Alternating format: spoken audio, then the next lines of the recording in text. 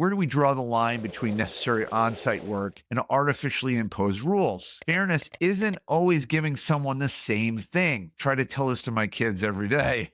It's about giving them what they need to succeed in that role, which is important. With a conversation that Elon Musk had regarding his policies related to Tesla and SpaceX, where he said everyone has to come back to the office because at the end of the day, it was unfair that some people could work from home and some people had to come into the office. It's not fair. It's not fair. And I thought this was some interesting posturing because this idea of fairness is no longer about interests, it's a moral issue.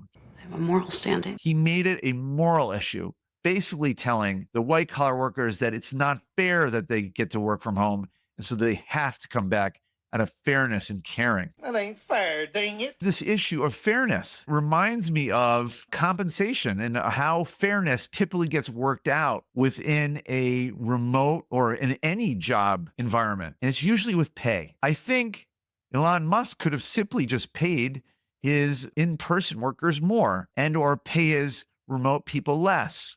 Said another way, because he didn't have to pay for the office or any of those other accoutrements of bringing people to the office, he might value really good remote workers more, for example. And ultimately, the fairness would be worked out in the compensation. That was not his choice. And I think it was more than convenient that he used this fairness argument to bring people back.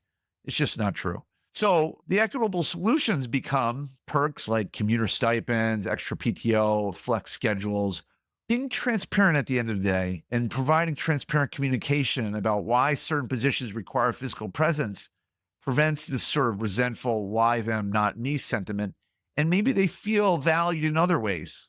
I guess the question remains, where do we draw the line between necessary on-site work and artificially imposed rules? That is where the rubber meets the road in business. You got to pay people that have to be in person more. Fine. So be it. So be it. If you think someone's a great remote worker in a way that nobody ever could, pay them for that opportunity or that skill. But don't think for a second that everyone needs to be in the office. That seems much more manipulative and or short-sighted than is necessary.